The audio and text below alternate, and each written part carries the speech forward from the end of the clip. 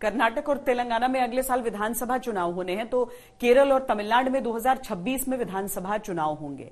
Bharatiya Janata party ने उत्तर भारत के राज्यों में अपनी मजबूत पकड़ बना रखी है, लेकिन दक्षिण के मोर्चों को भी वो छोड़ना नहीं चाहती है।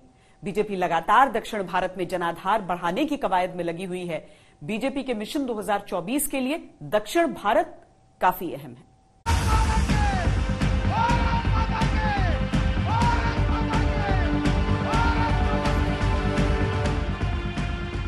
राजनीतिक विस्तार की कोशिशों में बीजेपी का रथ दक्षिण की ओर आते आते धीमा पड़ जाता है। तमाम प्रयासों के बाद भी मिशन दक्षिण विजय अभी भी बीजेपी के लिए अग्निपथ है।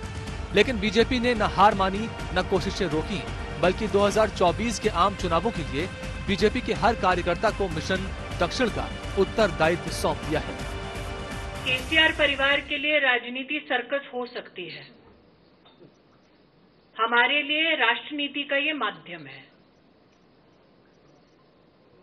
केसीआर जी के यहाँ पर इस प्रकार का पॉलिटिकल क्लाउनिश बिहेवियर शायद एक पार्टी प्रोसीजर होगा।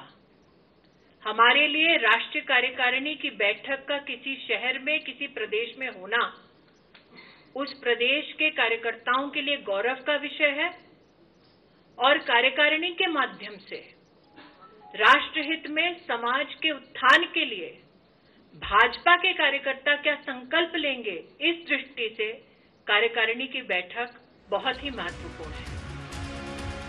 1980 के बाद से ही बीजेपी ने दक्षिण में पैर पसारने की लगातार कोशिशें की हैं, लेकिन केंद्र शासित पुडुचेरी और कर्नाटक के अलावा केरल, तमिलनाडु, आंध्र प्रदेश और तेलंगाना के किले वो आज तक नहीं भेद पाए। पूरे 18 साल बाद बीजेपी ने फिर पूरे दल बल के साथ मिशन दक्षिण की ओर कूच कर दिया है। रण क्षेत्र के लिए चुना है हैदराबाद को, सामने है तेलंगाना और नजर में पूरा दक्षिण भारत।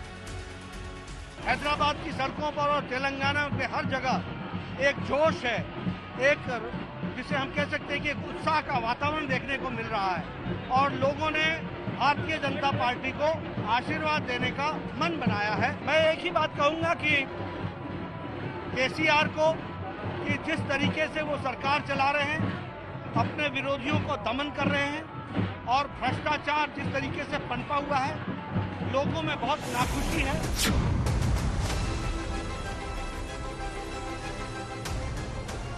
कार्यकारिणी की बैठक से पहले बीजेपी के राष्ट्रीय नेताओं ने सभी 119 विधानसभा सीटों पर 2 दिन का प्रवास किया। हर क्षेत्र में 7 बड़ी बैठकें की, 35,000 बूथ कार्यकर्ता जुटाए। यूपी, बिहार, झारखंड, असम, बंगाल, गुजरात, महाराष्ट्र, राजस्थान से आकर तेलंगाना रहने वाले हर समाज के लोगों को जोड़ने के लिए बैठकों का रोड मैप तैयार किया। माना जाता है कि पार्टी अध्यक्ष रहते अमित शाह ने मिशन दक्षिण का खाका खींचा था, जिसे अब वर्तमान अध्यक्ष जेपी नड्डा आगे लेकर जा रहे हैं। प्रधानमंत्री मोदी इसका नेतृत्व कर रहे हैं, जिसका सबसे बड़ा उदाहरण है 26 मई को प्रधानमंत्री मोदी का तेलंगाना जाना और तमिलनाडु जाकर चुनावी बिगुल बजाना। हालांकि तमिलनाडु और केरल में 2026 में विधानसभा चुनाव होने हैं, लेकिन बीजेपी 2023 में तेलंगाना विधानसभा चुनाव जीतकर या मजबूत स्थिति दर्ज कराकर अभी से शेष दक्षिण भारत में अपने उभार का स्पष्ट संकेत देना चाहती है। और आज जब मैं भाग्यनगर में हूं, हैदराबाद में हूं, तो सरदार पटेल जी का विशेष उल्लेख जरूर करूंगा। भाग्यनगर का कौन ऐसा भाग्यशाली होगा, कौन ऐसा हैदराबादी होगा जो सरदार पटेल की दीर्घ दृष्टि, सरदार पटेल का सामर्थ्य और हैदराबाद के आन बान शान के लिए सरदार साहब की कूटनीति को न जानता।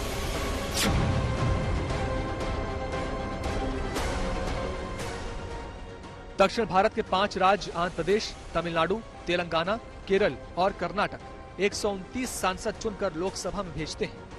2024 के लोकसभा चुनाव में ये 5 राज्य बड़ी भूमिका अदा कर सकते हैं, इसलिए भी उन राज्यों में जनाधार बढ़ाना बीजेपी के लिए जरूरी है। तेलंगाना में हमें कमल खिलाना इसलिए आवश्यक है क्योंकि तेलंगाना के दिलों में नरेंद्र मोदी गारू है, तेलंगाना के मन में बीजेपी है, तेलंगाना के मन में वसूली तंत्र को हटाने की छटपटाहट है। तेलंगाना का अक्का, चेल्लियो, अन्नाओ, तमिड़ू हो, सब लोग एक ही बात बोलते हैं, वसूली तंत्र वाली केसीआर को हटाओ और नरेंद्र मोदी गारू को लाओ। बीते कुछ समय में बीजेपी ने जो अपना प्रभाव जमाने की कोशिशें दक्षिण के राज्यों में की हैं, वो उन्हें सत्ता तक ले जाने के लिए जी जान से जुटी है। हर कमी पर गौर हो रहा है, हर जरूरत पर काम।